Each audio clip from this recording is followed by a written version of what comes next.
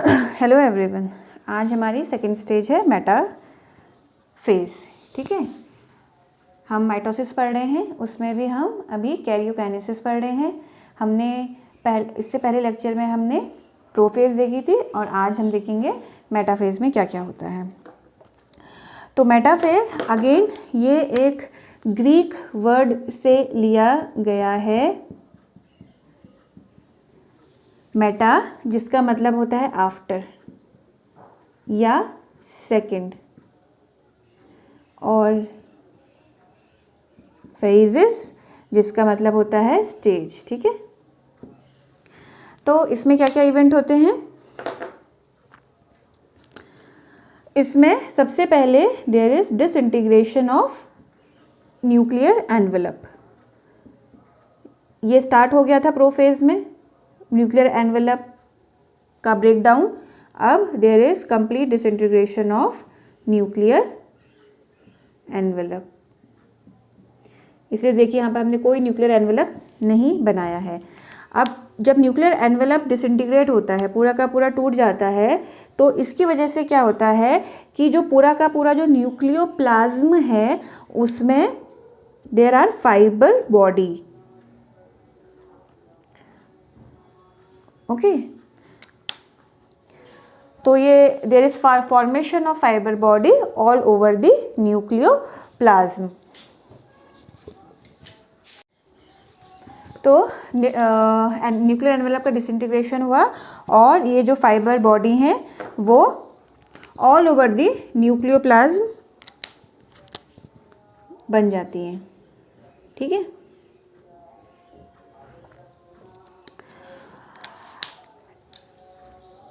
तो जो ये फाइबर बॉडी पूरे के पूरे न्यूक्लियोप्लाज्म को कवर कर लेती हैं, इसको हम क्या बोलते हैं? स्पिंडल।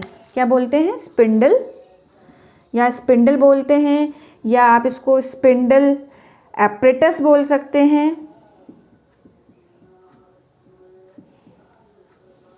या इसे एक्रोमेटिक स्पिंडल भी बोलते हैं। ओके, तो क्या हुआ? न्यूक्लियर एनवेलप का डिसइंटीग्रेशन हुआ और पूरे के पूरे इसकी वजह से पूरे के पूरे न्यूक्लियोप्लाज्म में फाइबर बॉडी जो है ने कवर कर लिया। और इन जो ये इसको हम क्या बोलेंगे, जो पूरे की पूरा न्यूक्लियोप्लाज्म फाइबर बॉडी ने कवर कर लिया, इसको हम स्पिंडल या स्पिंडल एपरेटस या एक्रोमेटिक स्पिंडल के नाम से जानते हैं। अब होता क्या है इस स्पिंडल या स्पिंडल एपरेटस या एक्रोमेटिक स्पिंडल में? इसमें it consist of fine fibres which are made up of micro tubules.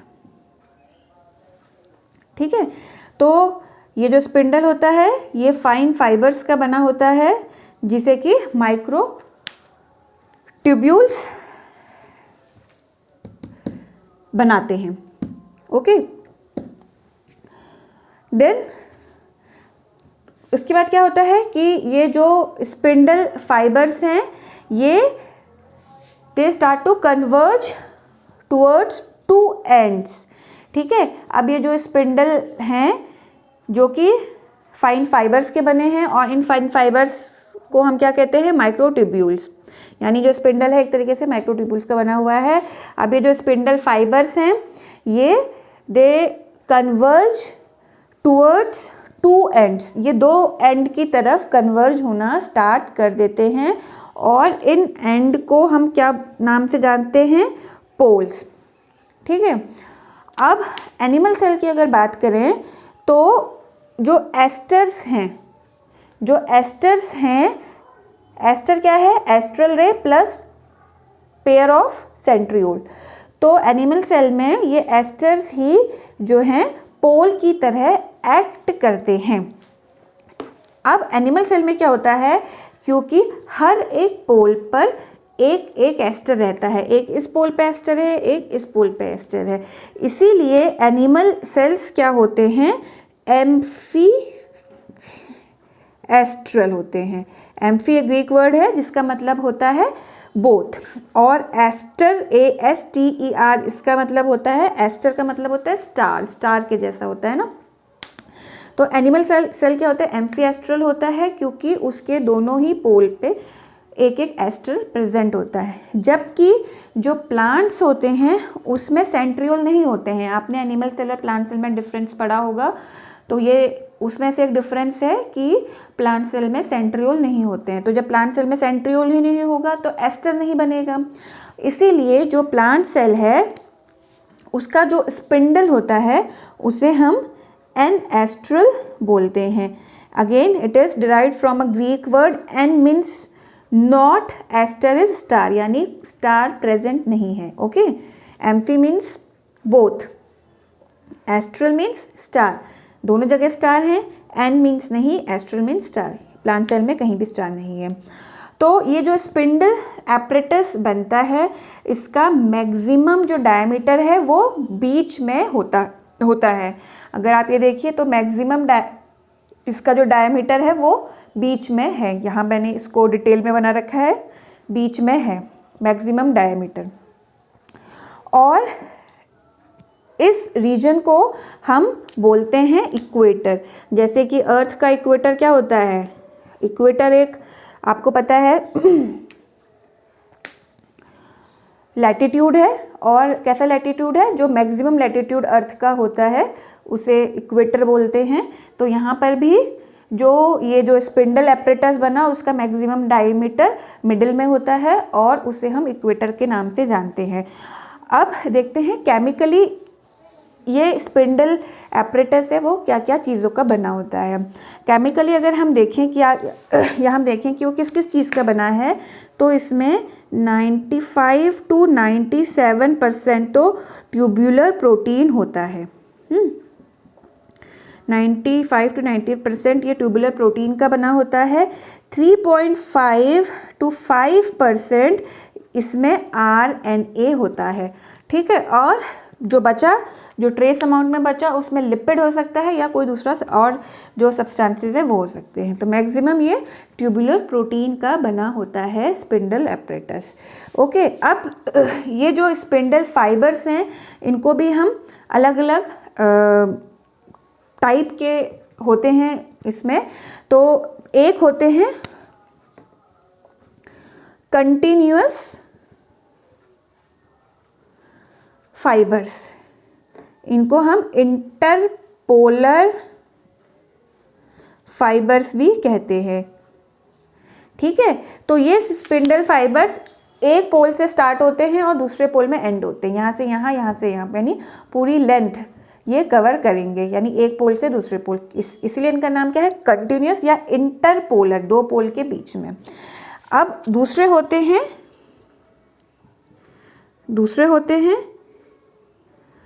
Discontinuous, या इनको हम बोलते हैं क्रोमोसोम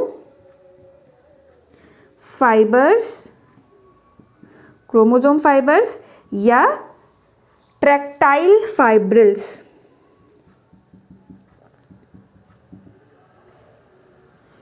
ठीक है, ये क्या होते हैं,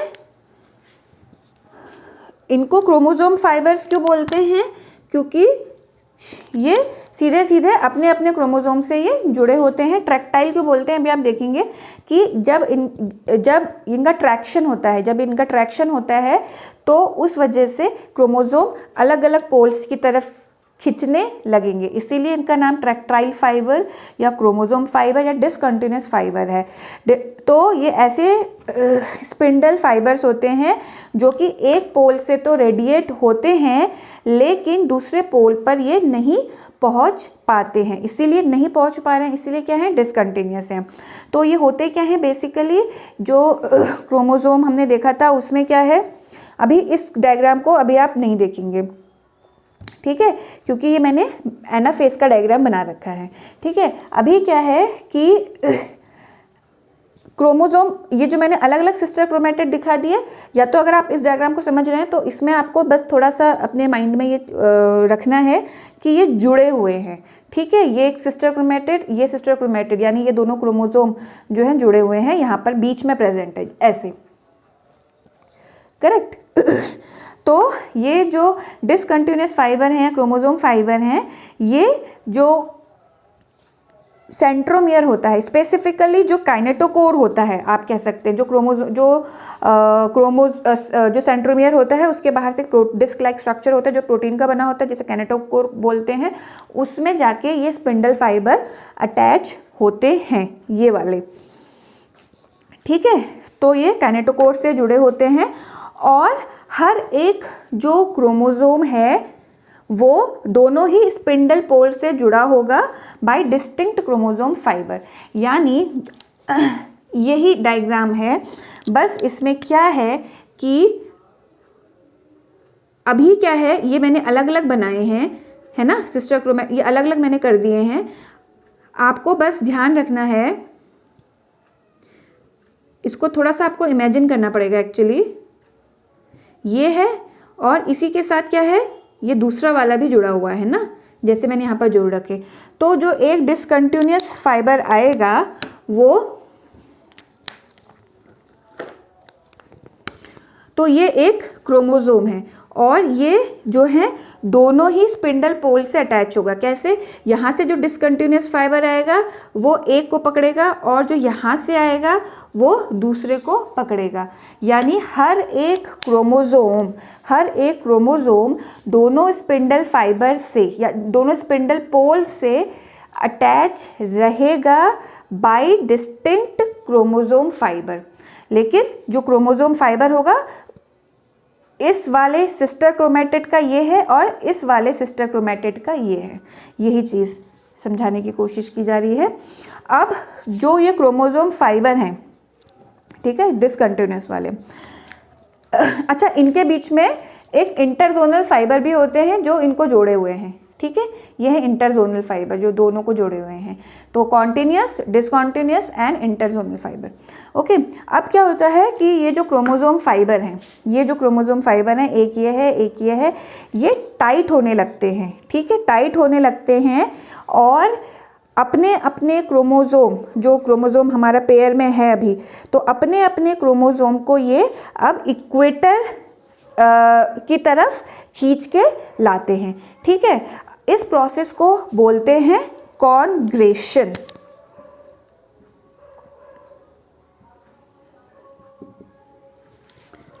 ठीक है, तो ये अपने टाइट होके अपने अपने, क्योंकि अभी तो क्या है कि ये क्रोमोसोम्स यहाँ पर कहीं पर भी प्रेजेंट हो सकते हैं। ठीक है, मैंने प्रॉपर मेटाफेज का डायग्राम बना रखा है, लेकिन क्या क्रोमोसोम कहीं भी प्रेजेंट है। अब जब टाइट होते हैं तो अपने अपने क्रोमोसोम्स को ये ऐसे इस तरीके से इक्वेटर पे ले आते हैं। इस प्रोसेस को बोलते हैं कॉन्ग्रेशन। अब इसकी वजह से क्या होता है, सारे के सारे क्रोमोसोम इक्वेटर पे आ जाते हैं। ठीक है, और एक प्लेट की तरह ये अरेंज हो जाते हैं। तो ये क्रोमोसोम्स जो हैं एक प्लेट की तरह अरेंज हो गए। इसे हम बोलते हैं इक्वेटोरियल प्लेट या मेटाफेज प्लेट। इक्वेटोरियल प्लेट क्योंकि इक्वेटर पे है, या मेटाफेज प्लेट क्योंकि मेटाफेज स्टेज चल रही है। ठीक है, अब ये जो प्लेट है, ये और जो हमारे इस स्पिंडल का एक्सिस है, इस स्पिंडल का एक्सिस और ये जो प्लेट है, ये राइट एंगल में होती है। यानी ये जो क्रोमोसोम इक्वेटोरियल प्लेट है, मेटाफेज प्लेट है, ये जो हमारा स्पिंडल का एक्सिस है उसके राइट एंगल में होती है। और किसकी बनी होती है, काइनेटोकोर्स की बनी होती है। क्योंकि यहाँ पर क्या रहेंगे, ये देखिए, ये है ना, तो ये दो सिस्टर क्रोमेटिड कहाँ पर जुड़े होते हैं, काइनेटोकोर पे। ऐसे यहाँ पे ये वाले क्रोमोसोम के यहाँ पे, और ये किसके बनी है, यानी ये किसकी बनी है, काइनेटोकोर्स की। हर एक क्रोमोसोम का जो काइनेटोकोर होगा उसकी ये बनी है। करेक्ट। अब क्या है, यहाँ पर क्या होता है कि इसमें भी एक अरेंजमेंट होता है। क्या अरेंजमेंट होता है कि जो बड़े क्रोमोसोम होते हैं वो पेरिफेरी में होते हैं, और जो छोटे क्रोमोसोम होते हैं जिनका साइज छोटा होता है वो क्या होते हैं, अंदर की तरफ को होते हैं, सेंटर की तरफ को होते हैं। तो ये है एक तरीके से मेटाफेज। मेटाफेज जो है आपको पता है कि it is the most suitable time, सबसे अच्छा टाइम है जहाँ पर कि आप क्रोमोसोम के नंबर उस सेल में कितने हैं ये काउंट कर सकते हैं, उनकी मॉर्फोलॉजी को स्टडी कर सकते हैं, क्योंकि इस समय क्रोमोसोम मोस्ट कंडेंस्ड स्टेट में प्रेजेंट होते हैं। अच्छा, एक टर्म आता है प्रोमेटाफेज। वो क्या होती है, हमने देखा था कि क्रोमोसोम स्पिंडल फाइबर से जुड़ गए थे मेटाफेज स्टार्ट होने से पहले, है ना। तो वो या जब मेटाफेज की शुरुआत थी तब, तो वो सारे इवेंट्स जो कि स्टार्ट हो रहे हैं क्रोमोसोम के स्पिंडल फाइबर जुड़ने से कहाँ तक, इस मेटाफेज प्लेट के बनने तक, वो सारे इवेंट्स जो स्टार्ट हो रहे हैं क्रोमोसोम के स्पिंडल फाइबर्स के अटैचमेंट से इस मेटाफेज प्लेट के बनने तक, उसको हम एक तरीके से प्रोमेटाफेज कह सकते हैं, और मेटाफेज बनने तक, ठीक है। उसके बाद धीरे धीरे करके छोटे छोटे ये इवेंट्स कंटिन्यू रहते हैं, और एज अ होल हम इनको मेटाफेज कहते हैं। तो ये कंप्लीट हुई मेटाफेज। अगर आपको ये समझ आई होगी तो प्लीज़ इस लेक्चर को लाइक, शेयर एंड सब्सक्राइब करिएगा। नेक्स्ट लेक्चर में हम एनाफेज और टेलोफेज दोनों एक साथ पढ़ेंगे। Thank you.